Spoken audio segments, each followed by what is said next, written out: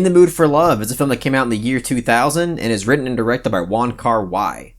So In the Mood for Love was last week's patron poll winner. It actually won in a tiebreaker sudden death kind of situation against Mikhail Haneke's Amour. So I would have been really happy to watch either one of those films because I've heard nothing but great things about each one. But In the Mood for Love came out on top, and this marks my second Wong Kar-Wai film.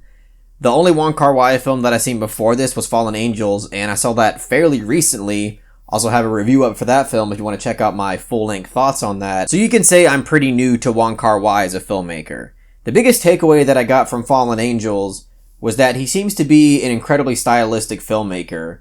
So that was one of the biggest things that I expected going into this film, was something that was obviously going to be stylistic in the same way that Fallen Angels was. This is a film that I think is absolutely breathtaking and stunning on every aspect of filmmaking. This is the film that really blew me away a lot more than I really expected it to. And there's obviously a lot of different reasons for that. But obviously one thing about this film that I didn't quite expect was that it was a lot more mature and a lot more subtle, because Fallen Angels is a film that it's obviously a lot more creative with its structure. It's incredibly non-linear, but it's also just a really entertaining and fun piece of filmmaking. In the Mood for Love, I feel, was a bit more traditional and a lot more subdued, but it still has that very apparent and amazing style that Wong Kar-Wai has incorporated into the film. And it really created something that I found to be absolutely beautiful and impactful. Because this film explores this kind of romantic type situation, which I'm not going to give pretty much anything away in terms of the plot, because I feel like this is a film that is much better experienced, not really knowing much about the story and what it leads up to. But just the overall concept of this romance, I thought is really creative and kind of genius in a way, because as I was watching this film, I was kind of thinking, how has nobody really done this before? And I'm sure that something like this has been done, but just me personally, I have never seen a film that has kind of tackled this concept in this kind of way. And I thought it was a really brilliant approach to romance, but it's also just incredibly heart-shattering. This is a film that is going to make you feel a lot of things. It's not a film that will necessarily make you cry or anything. I mean, it might. The ending kind of got me close to tears, so I can see some people kind of crying there. But it's a film that just makes you feel so much for these characters in this romance that you're following. And a lot of that is because of not only of its excellent acting, by the way, but just because of its direction and its style. And obviously the cinematography in this film is just absolutely stunning. Every single frame of this film is framed to perfection, and just the overall style and how this film really presents its situations and presents its scenes is absolutely incredible. You can tell that every single scene in this film is treated with delicacy, and it's what really elevated this film above what it was, because even the concept alone is really awesome. But you could tell that if this film was in the hands of somebody who truly didn't pour all of their heart and soul into it and really put so much effort into every single scene, it wouldn't have been nearly as masterful in the way that this film was presented. Because this film is a really moving film. It's a film that I can see really frustrating some people just because it doesn't really give you the results and the outcome that you would want out of a traditional romance. But it's a film that's incredibly honest, and that's something that I obviously really admired about this film. But another thing about this film that I just can't help but love and appreciate is that it feels incredibly timeless. This is a film that came out in the year 2000, but this film could have came out in any year and you would have no idea when this film actually came out, because it just has that timeless feel to it, to where it doesn't really feel like it's stuck in a certain era or is trying to capitalize on a certain trend. It's quite similar to my favorite filmmaker of all time, Stanley Kubrick. Stanley Kubrick's films all feel timeless. None of them feel like they were crafted in a certain era to where you can just totally predict when they came out in.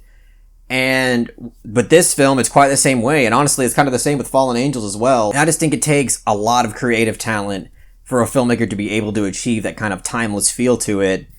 And obviously there's a lot of other things about this film that are really fantastic. Just all of the aesthetics, all the production design, all the costume design. Everything is just so beautiful and delicately placed that every single shot of this film is stunning because all of the aesthetic work really comes together and creates something that is just absolutely beautiful with every single scene. And I also love the use of music in this film too, because kind of like Fallen Angels, that was a really music heavy film. This one's obviously a lot more pulled back. There's not nearly as much music in here. But I love the way that it incorporated music because there is, in particular, this one track that it uses throughout the film, and it uses slow motion to accompany this particular track, and it's kind of this like reoccurring musical theme throughout the entire film.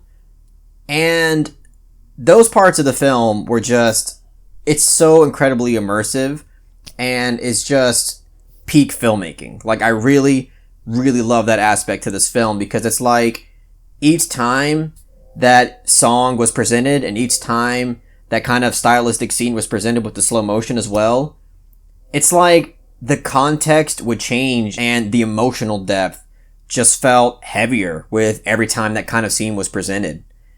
And just this entire film feels incredibly delicate to where every single shot has just mountains of creative effort just poured into it. And again, the character interactions in this film and the dynamic between the main characters just feels incredibly subtle and also handled with finesse. And I just love the tension that they feel throughout this entire film.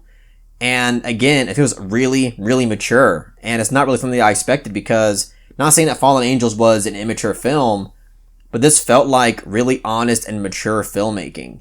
And it really presents to us a dramatic romance that is really heavy, but it's not really showy, and it's actually really subdued. And that's a huge thing that I really appreciate out of this film. That's just a huge thing that I appreciate out of filmmaking in general, is when a filmmaker is able to convey so much emotion and so much theme in the most subtle and visual way possible, or just overall aesthetic way. And I think this film really captures a lot of what I love about filmmaking perfectly. And also another amazing thing about this film is that it's rated PG. This is a film that is not really offensive at all. Like, you could pretty much watch this film with anybody of pretty much any age, as long as you're somebody who is, I guess, mature enough to understand the context and the kind of gravity of the situation. Then, I could see really anybody falling in love with this film. And that's just a huge thing of what I love about it too, is that it doesn't really go for anything that is edgy or shocking or anything that's really going to make somebody remember it through maybe some kind of cheaper way. It's just an excellent film. The presentation of this film in terms of the direction and style is absolutely stunning. It's creative and just works on every level.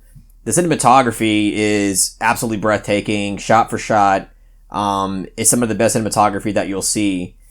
Again, the use of music in this film and the reoccurring use of music and just the style of it, I thought was incredibly effective. I love the way all that was presented.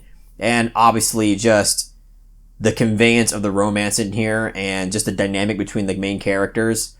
And also just the honesty of the end result is something that I really admired about this film, and I just thought really worked on both an emotional and thematic level.